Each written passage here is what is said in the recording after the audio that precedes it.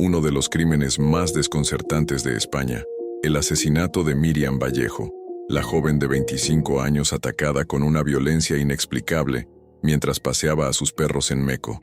En este vídeo vamos a desmontar paso a paso todos los puntos oscuros del caso, desde quién era realmente Míriam y cómo fue aquel paseo rutinario que terminó en tragedia, hasta los detalles forenses que revelaron un ataque extremo, meticuloso y sorprendentemente silencioso. También vas a conocer las primeras investigaciones, los rumores, las contradicciones y el momento en que el cerco policial se cerró sobre su entorno más cercano, sobre todo sobre Sergio, el chico con el que compartía vivienda y cuyo ADN apareció en la ropa de la víctima. Te mostraremos cómo evolucionó la investigación, su detención, su posterior liberación y el vacío judicial que dejó al país sin un culpable durante años. Pero lo más impactante está en la recta final, la reapertura del caso en 2025, basada en nuevas pistas bajo un secreto judicial y en un testimonio olvidado que podría cambiarlo todo.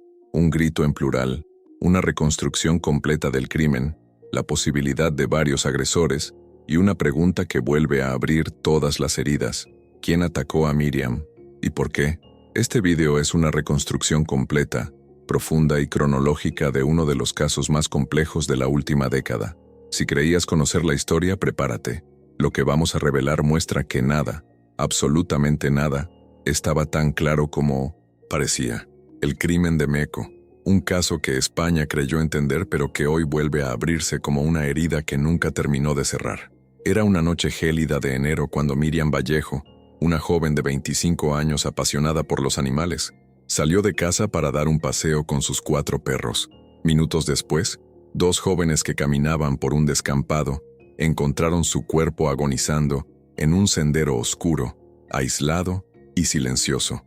Lo desconcertante no fue solo la violencia del ataque, sino el hecho de que todo ocurrió sin un solo testigo, sin un grito escuchado, sin una huella clara que permitiera reconstruir lo sucedido. Aquella escena, trágica, abrupta, inexplicable, se convirtió en el primer punto de un enigma que 6 años después continúa sin una respuesta definitiva. El silencio absoluto que rodeó la muerte de Míriam fue desde el inicio uno de los detalles más inquietantes. Ni los vecinos escucharon nada, ni los perros reaccionaron durante el ataque. Algo difícil de comprender, tratándose de animales grandes, protectores y profundamente vinculados a su dueña. ¿Cómo es posible que nadie oyera nada en un ataque que, según los forenses, duró cerca de 10 minutos? ¿Cómo pudo o pudieron los agresores sorprenderla sin provocar ladridos ni señales de alerta?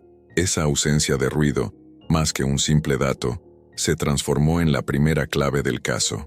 Implicaba que el responsable no era un desconocido para los animales, y esa revelación abrió un abanico de teorías que empezaron a cuestionar la versión inicial que se intentó construir.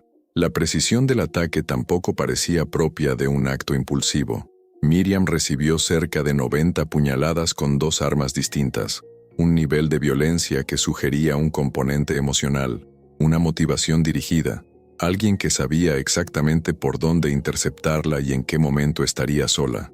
La Guardia Civil recorrió paso a paso el trayecto que ella hizo esa noche, entrevistó vecinos, revisó horarios, reconstruyó la ruta en la que solía pasear, pero cuanto más avanzaban, más se enredaba la investigación. Ningún móvil encajaba, ningún sospechoso lograba sostenerse, ningún indicio parecía suficiente para explicar un crimen tan meticuloso, cometido sin dejar rastro y en una zona donde cualquier ruido suele resonar en la oscuridad del campo abierto. Con el paso de los meses, el caso se convirtió en un laberinto de sospechas, contradicciones y decisiones judiciales que dejaron a la familia de Míriam sumida en una mezcla de dolor e incredulidad. Durante años, España observó cómo la investigación se cerraba, se reabría, cambiaba de dirección y finalmente quedaba suspendida en un estado de incertidumbre total.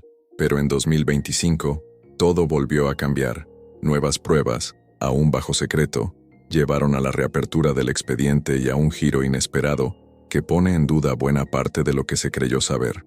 Este es el punto exacto donde la historia vuelve a respirar, donde las preguntas se multiplican y donde la versión oficial empieza a desmoronarse, porque lo que ocurrió aquella noche no fue un simple paseo interrumpido, fue el inicio de uno de los enigmas más desconcertantes de los últimos años. ¿Estás preparado para revisitarlo? Miriam Vallejo no era solo una joven trabajadora, era el tipo de persona cuya vida parecía construida sobre pequeños gestos de bondad que dejaban huella. Nacida en Alcalá de Henares, había crecido rodeada del cariño de sus padres y del profundo amor que sentía por los animales. Desde niña, rescataba gatos, cuidaba perros y soñaba con dedicar su vida al bienestar de quienes no podían defenderse. Aunque terminó formándose como auxiliar de enfermería y gestión administrativa, su sensibilidad seguía intacta. Quienes la conocían la describían como una mujer dulce, empática y capaz de mover cielo y tierra por quienes quería. Durante su juventud trabajó en una farmacéutica, donde era apreciada por su responsabilidad y dedicación, pero, como cualquier persona de su edad, también soñaba con independencia, con un espacio propio donde pudiera convivir con sus mascotas y construir su propio camino.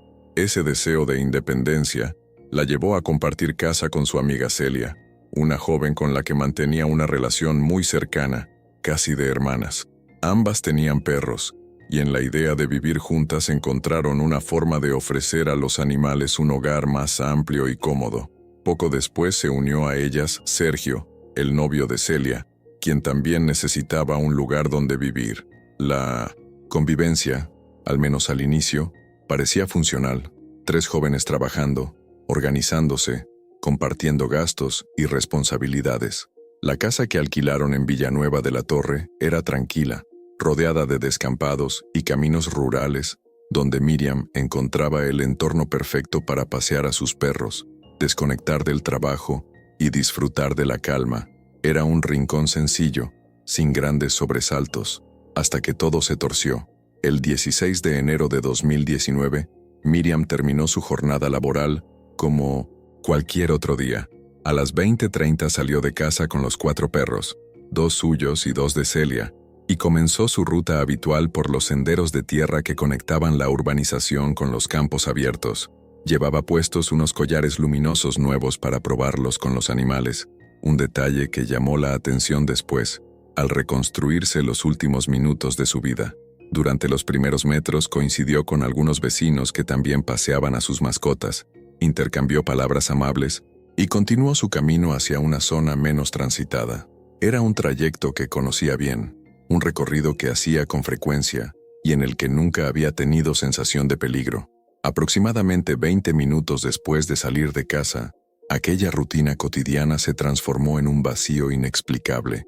En ese breve lapso, Miriam se adentró en el tramo de tierra que llevaba al descampado donde sería atacada. Nadie vio nada, nadie escuchó nada, y la joven no tuvo tiempo de pedir ayuda ni de escapar. Lo único que se sabe con certeza es que alguien la interceptó con absoluta precisión, en el punto exacto donde la oscuridad protegía cada movimiento. Esa distancia tan corta entre la normalidad y la tragedia es uno de los elementos más perturbadores del caso. Miriam salió de casa acompañada de 4 perros, iluminada por collares visibles, siguiendo un camino familiar, y aún así cayó en una emboscada que no dejó rastro. ¿Quién conocía tan bien su rutina? ¿Quién sabía dónde y cuándo estaría? Completamente sola. Estas preguntas marcan el inicio de un descenso más profundo hacia un misterio todavía sin resolver. La escena del crimen reveló una violencia que desbordaba cualquier explicación lógica. Los forenses determinaron que Miriam había recibido cerca de 90 puñaladas, infligidas con 2 cuchillos distintos, algo que ya de por sí sugería una planificación fría y un componente emocional intenso detrás del ataque. Las primeras heridas se localizaron en la espalda y el abdomen, lo que indicaba que había sido sorprendida por la espalda, sin oportunidad real de reaccionar. 8 de esas heridas alcanzaron los riñones y fueron consideradas mortales, aunque la estocada final fue una puñalada dirigida al pecho. Otros cortes afectaron su frente, su paladar y zonas que evidenciaban un forcejeo desesperado. Los especialistas calcularon que todo duró aproximadamente 10 minutos, un lapso extremadamente largo para un espacio tan abierto y silencioso, donde cualquier sonido debería haber resonado en la oscuridad. Sin embargo, nadie escuchó nada, ningún grito, ningún ladrido, ningún indicio de una lucha tan prolongada. La resistencia de Miriam quedó reflejada de forma dolorosa en su propio cuerpo. Tenía 2 uñas arrancadas, abrasiones en brazos y piernas, signos de arrastre y cortes defensivos que demostraban que luchó con todo lo que tenía. No murió sin pelear. Cada marca era una prueba de que intentó liberarse, aferrarse a la vida, escapar de un ataque que la tomó por sorpresa y del que nunca imaginó que no podría huir. Pese a su fuerza y determinación, no logró romper el cerco de violencia que alguien, o quizás más de uno, había preparado con una precisión perturbadora. La ferocidad del ataque, sumada a la ausencia de testigos, reforzó desde el primer momento la idea de que esto no fue un crimen improvisado, fue un asalto dirigido que exigía conocer la ruta, el horario y la vulnerabilidad exacta de Miriam en ese tramo del camino. Pero el elemento más desconcertante de toda la escena no fue la brutalidad, sino el silencio absoluto de los perros. 4 animales de razas grandes, profundamente vinculados a Miriam, entrenados de forma natural para protegerla o al menos alertar de una amenaza. Y aún así, ninguno atacó, ninguno ladró, ninguno huyó. Permanecieron quietos, como si no hubieran percibido peligro, o peor aún, como si conocieran perfectamente a quien se acercó a su dueña. Para los investigadores, este detalle fue una pieza clave que cambió por completo la dirección del caso. El agresor no era un desconocido. Alguien que los perros reconocían tuvo que acercarse con suficiente familiaridad como para no despertar rechazo, miedo o agresividad. Este punto abrió teorías más oscuras, insinuando que el ataque estuvo marcado por cercanía, confianza o convivencia previa con la víctima. La combinación de un ataque meticuloso, un escenario sin testigos, la resistencia feroz de Miriam y la pasividad anómala de los perros generó una tormenta de incógnitas que las autoridades no lograban despejar. ¿Quién podía acercarse sin levantar sospechas? ¿Quién tenía la fuerza emocional, no física, sino psicológica, para prolongar un ataque así durante tantos minutos? ¿Por qué elegir un punto tan específico, tan oscuro, tan preciso en el camino? Nada en la escena parecía fruto del azar. Todo apuntaba a alguien que conocía cada detalle de la rutina de Miriam, alguien que sabía exactamente cuándo estaría sola y vulnerable. Y esa conclusión no solo endureció la investigación, dio origen a una cadena de sospechas que terminaría señalando a las 2 personas que convivían con ella. Porque si los perros no reaccionaron, ¿a quién más podían haber reconocido aquella noche? Desde el inicio, la Guardia Civil descartó los móviles más comunes. No hubo robo, no hubo agresión sexual, no hubo evidencia de que Miriam estuviera involucrada en algún conflicto que explicara una violencia tan extrema. Ese descarte rápido dejó a los investigadores frente a un escenario mucho más inquietante, un crimen íntimo, dirigido, emocionalmente cargado. Y cuando un crimen violento parece personal, las miradas suelen girarse hacia el entorno más cercano. Así comenzaron a surgir rumores alrededor de Celia, la amiga con la que Miriam compartía casa. Algunas personas especularon que había sido detenida, que estaba bajo sospecha, que algo en su comportamiento había llamado la atención de los agentes, pero ella misma desmintió todo a través de sus redes sociales, afirmando que estaba siendo víctima de ataques injustos en medio del dolor de perder a su mejor amiga. Insistió en que Miriam era demasiado bondadosa como para tener enemigos en su círculo, y que quien la mató tenía que ser alguien desconocido. Estas declaraciones, lejos de apaciguar el ambiente, aumentaron la sensación de que había tensiones ocultas dentro de la convivencia. Una de las teorías que cobró fuerza en esos primeros meses fue la posibilidad de un error de identidad. Miriam y Celia tenían una complexión parecida y, aquella noche, Miriam llevaba los perros de su amiga, algo que cualquiera que las conociera podría haber interpretado como una señal equivocada. La bufanda, el gorro y la ropa de invierno cubrían casi por completo su rostro, lo que dejaba abierta la inquietante posibilidad de que el ataque estuviera dirigido a Celia y que Miriam hubiese sido víctima de una confusión fatal. Aunque esta hipótesis nunca llegó a consolidarse, sí afectó profundamente el rumbo de la investigación, sobre todo porque alimentó la idea de que el agresor debía conocer a la joven y a sus rutinas de forma cercana. Fue entonces cuando la Guardia Civil tomó una decisión drástica: centrarse únicamente en las dos personas que compartían techo con la víctima. En ese punto, la atención se desplazó hacia Sergio, el novio de Celia, con quien Miriam mantenía una convivencia tensa. Según declaraciones posteriores, la joven no se sentía cómoda con él. Hablaban poco, evitaban coincidir a solas y en varias ocasiones Celia tuvo que intervenir para suavizar el ambiente dentro de la casa. Aunque la situación pareció mejorar con el tiempo, ese registro inicial de frialdad sembró dudas que no tardaron en hacerse más profundas. Sergio aseguró que la noche del crimen estaba jugando a la PlayStation entre las 20:30 y las 20:50, justo en el intervalo en el que Miriam fue atacada. Su consola efectivamente había estado encendida, pero sin registrar actividad. Para los investigadores, aquello no era una confirmación de inocencia, sino una grieta por donde se colaba la sospecha. La convivencia entre los tres se quebró por completo apenas días después del crimen. Sergio y Celia terminaron su relación y abandonaron la casa que compartían con Miriam, un gesto que muchos vecinos consideraron extraño por su rapidez y por la frialdad con la que se produjo. A la vez, el comportamiento de Sergio en el funeral generó incomodidad. Acudió con gorro, abrigo y gafas de sol dentro del recinto, ocultando, según varios testigos, unos rasguños en las manos y en la nariz que atribuyó a un accidente laboral. Aunque las explicaciones parecían razonables, reforzaron la percepción de que algo no encajaba del todo. Cada detalle, cada contradicción, cada gesto alimentaba un clima de desconfianza creciente. Y mientras la Guardia Civil acumulaba interrogatorios, muestras de ADN y declaraciones, el cerco sobre Sergio se estrechaba poco a poco, porque en los crímenes íntimos, insistían los investigadores, el agresor casi siempre está más cerca de lo que parece. La investigación dio un giro decisivo cuando los forenses encontraron material genético de Sergio en una de las etiquetas del suéter que Miriam llevaba la noche del crimen. No se trataba de una simple transferencia casual.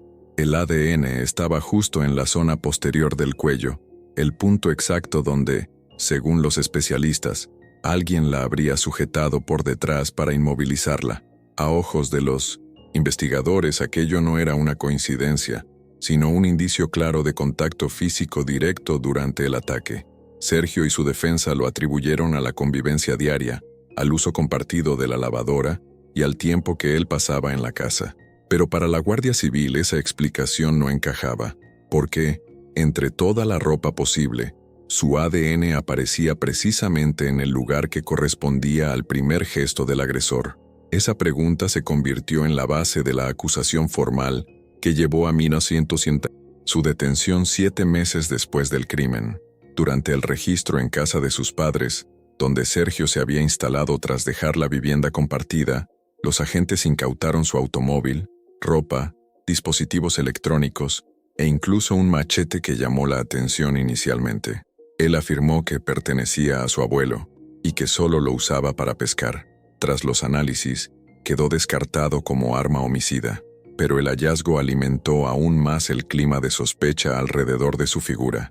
A lo largo de 1909, los interrogatorios, Sergio insistió en su inocencia, manteniendo que no tenía ningún motivo para atacar a Miriam y que jamás había tenido una relación conflictiva con ella, más allá de la incomodidad inicial. Sin embargo, otros elementos dificultaban su defensa: el registro sin actividad en la consola, los rasguños observados en el funeral, la ruptura repentina con Celia y su comportamiento hermético tras el crimen. Todo sumaba en su contra, incluso aunque ninguna prueba fuera concluyente por sí sola. Un capítulo especialmente extraño surgió cuando se filtraron mensajes que Celia había intercambiado con el hermano de Sergio tras la detención. En ellos, hablaba de supuestos detalles del crimen, que Miriam había descubierto a Sergio con otra mujer en el sofá, que él consumía sustancias ilegales, que la joven huyó de la casa y él salió detrás, que la atacó por el cuello, que el arma estaba enterrada y que la ropa había sido quemada. Eran afirmaciones gravísimas que podrían haber resuelto el caso de inmediato si hubieran sido reales. Cuando Celia fue citada a declarar, afirmó que toda esa información se la había dicho una vidente y que no tenía pruebas de nada. Para la investigación, aquello fue un jarro de agua fría. No solo no aportaba datos útiles, sino que enturbiaba aún más el proceso, generando ruido y desviando recursos en una línea sin fundamento. Una vez descartadas sus declaraciones, las autoridades volvieron al punto en el que estaban. El único sospechoso con indicios sólidos seguía siendo Sergio. Pese a todo, la justicia no encontró pruebas suficientes para mantenerlo en prisión. Tras 4 meses encarcelado de forma provisional, la jueza responsable ordenó su puesta en libertad en diciembre de 2019. El informe que motivó esta decisión señalaba que en ninguna de las prendas intervenidas en casa de Sergio se había encontrado ADN de Miriam, lo que debilitaba aún más la acusación. La familia de la joven recibió la noticia con frustración y desconcierto, sintiendo que el caso retrocedía en lugar de avanzar. Sergio, por su parte, salió de prisión proclamando alivio y exigiendo una reparación por el daño causado a su vida y a su entorno, responsabilizando a los investigadores y a los medios de comunicación del estigma social que llevaba marcado desde hacía meses. Pero lo más preocupante no era su liberación, sino el vacío que dejaba. Después de un año entero de investigación intensa, España volvía a enfrentarse a un crimen sin culpable, a una herida que no cerraba y a la inquietante certeza de que alguien capaz de semejante brutalidad seguía libre. Cuando parecía que el caso de Miriam quedaría enterrado en un archivo judicial, sin respuestas, y con un responsable que jamás sería identificado, ocurrió lo inesperado. En julio de 2025, 6 años después del crimen, la jueza encargada decidió reabrir la investigación basándose en nuevos indicios clasificados bajo secreto. Este anuncio cayó como un terremoto sobre Villanueva de la Torre y reavivó un dolor que jamás se había apagado. La Guardia Civil explicó que habían aparecido elementos suficientes para retomar las diligencias, pero sin revelar su naturaleza. Lo único que confirmaron es que, en esta nueva fase, la investigación empezaría desde cero, y que ninguna hipótesis anterior sería tomada como definitiva. Era un giro drástico que no solo cuestionaba la versión inicial, sino que también modificaba por completo la lista de sospechosos. Y, para sorpresa de muchos, Sergio quedó oficialmente descartado en esta nueva línea de trabajo, un cambio que hundió aún más la investigación anterior en la sombra de la duda. Uno de los elementos clave que impulsó esta reapertura fue el testimonio ignorado durante los primeros meses. Un vecino declaró haber escuchado aquella noche los gritos desesperados de una mujer rogando que la soltaran, pero lo más impactante no fueron las palabras, sino la forma en que las pronunció: soltadme, dejadme, en plural. Ese detalle, que pasó desapercibido en su momento, adquirió un peso enorme 6 años después. La posibilidad de que hubieran participado 2 o más personas habría un escenario completamente distinto, uno que explicaba mejor la precisión del ataque, la duración del forcejeo y la brutalidad sin control del crimen. También encajaba con la calma de los perros, un grupo conocido, alguien familiar, varias voces que los animales no percibieran como amenaza. De pronto, todo lo que parecía imposible empezaba a encajar bajo una luz distinta, más amplia y más perturbadora. La Guardia Civil llevó a cabo una reconstrucción completa del crimen, empleando unidades forenses, drones, especialistas en huellas, cámaras térmicas y un servicio canino.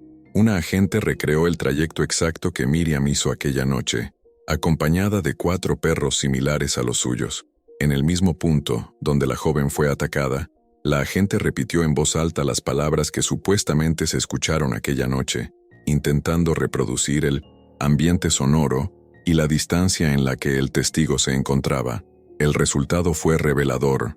La acústica del lugar confirmaba que los gritos podían haberse oído desde bastante lejos, pero solo si hubo varios momentos de forcejeo, lo cual reforzaba aún más la hipótesis de la participación múltiple.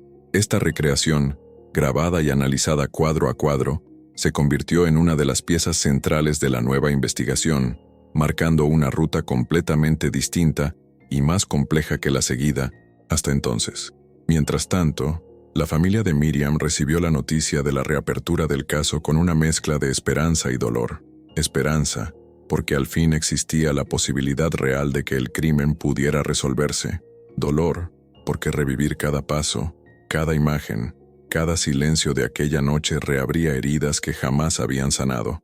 Aún así, se mantuvieron firmes en su lucha. No descansarían hasta conocer la verdad y ver a los responsables ante un tribunal. Hoy, la investigación continúa, abierta, envuelta en secretismo, pero con más fuerza que nunca. Nuevas pistas se analizan, nuevas pruebas se comparan, y nuevas voces se estudian para descifrar quién o quiénes atacaron a Miriam aquella noche de enero. Lo único seguro es que este caso ya no es el mismo. Las certezas se desmoronaron, los sospechosos cambiaron y el misterio, lejos de apagarse, vuelve a crecer. La pregunta no es si habrá respuestas, sino si España está preparada para escucharlas.